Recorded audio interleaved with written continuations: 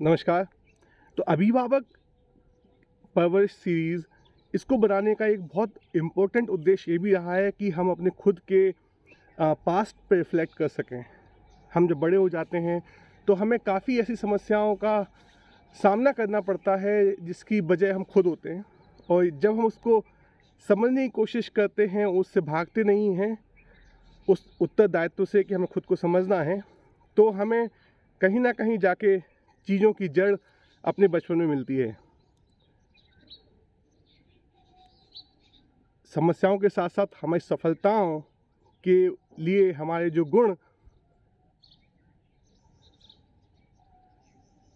Responsible हैं, वो भी शायद बचपन में हमारे माता पिता ने बहुत ही सहज तरीके से हमारे अंदर डाले थे। तो ये जितने भी मुद्दे हमने परवरिश सीरीज़ में डिस्कस किए हैं, चाहे आप उसको देख लीजिए कि बच्चा आनंद में रहे, चाहे आप उसको देख लीजिए कि बच्चा सहज व्यवहारिक हो, समाज के साथ मिलकर काम कर सके, या तीसरा लक्ष्य जिसको हमने खोजी भावना भी बोला है, इन तीनों को हमें अपने अंदर भी रिफ्लेक्ट करना पड़ेगा। आज आनंद कितना कम हो गया है, लेकिन हम में से कुछ लोग ऐसे होते हैं जो बाहर जो व्यवस्थाएं हैं, जो परिस्थितियां हैं, उससे बहुत ही कम समय के लिए प्रभावित होते हैं, बहुत जल्दी अपने सहज नॉर्मल लेवल पे आ जाते हैं। तो ये जो नॉर्मल लेवल है, ये बचपन में ही 7, 8, 9, 10 साल की उम्र तक बन जाता है। उसके बाद यदि वो एक क्रिटिकल लेवल से कम है तो ज़िंदगी एक संघर्ष बन जाती है। वो एक क्रिटिकल लेवल से ज़्यादा है तो वो व्यक्ति समाज के लिए एक फूल बन जाता है। इसी तरीके से यदि हम लोगों के साथ मिलकर काम नहीं कर पाते हैं, हमारा अहंकार बहुत ज़्यादा है, हमें पता नहीं है कि परिस्थितियों को कैसे समझा जाए, लोगों को कैसे समझा जाए, और हम महसूस करते हैं कि हमें अकेले कोई काम दे दो तो कर लेंगे, लेकिन मिल के काम नहीं कर पाएंगे। यदि हम ऐसे स्वभाव के हैं,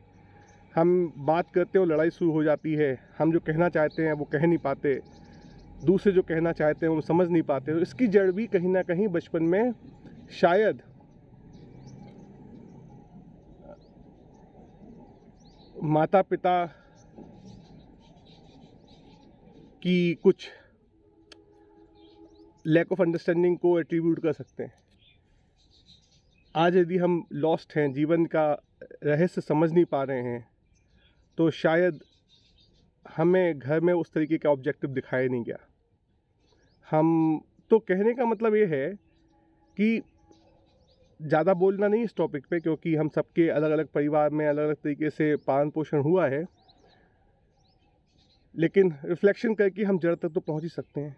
और जड़ पे पहुंचने का उद्देश्य ब्लेम गेम खेलना नहीं है। जड़ तक पहुंचने का उद्देश्य वो घटना याद करके माता पिता के प्रति डिससेटिस्फेक्शन फील करना नहीं है। उसका उद्देश्य यह है कि उस समय क्या परिस्थितियां थीं, उन परिस्थितियों में माता पिता ने कैसे रिएक्ट किया, उनका खुद का बैकग्राउंड कैसा था, क्या वो खुद किसी मानसिक जेल के कैदी थे, क्या उनकी मजबूरी थी कि हमारा पालन पोषण करने के लिए शायद उनको समय नहीं मिला, वो सोच नहीं मिली कि वो चीज़ें डेवलप कर पाएँ। तो एक पर्टिकुलर उम्र के बाद हम जैसे हैं, मेरा मानना ये है कि 20-21 साल के आसपास जब हम चीज़ों को समझने लगते हैं, तो हमारे शिक्षा तंत्र को, हमारे समाज को हमें मौका देना चाहिए,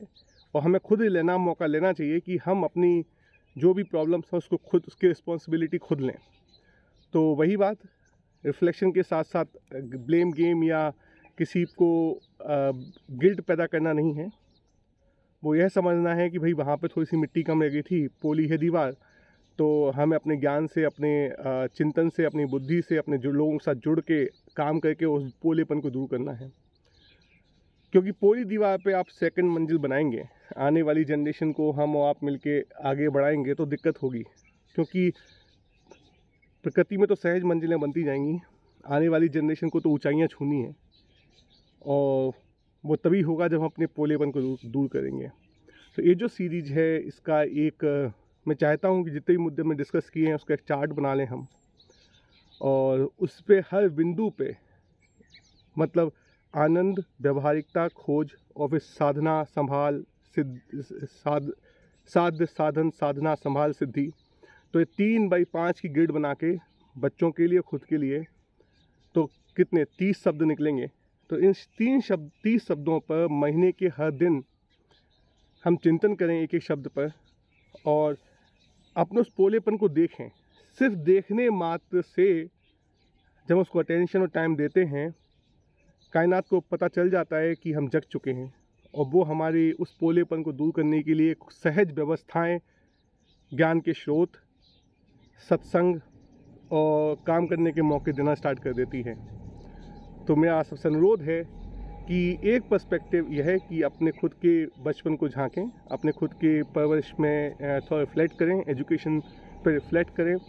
1 से 10 साल की उम्र में जो पोलापन रह गया उसको अब हमें खुद भरना है,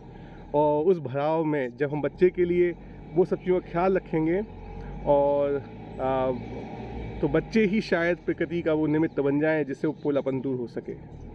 तो या तुझको अर्पण।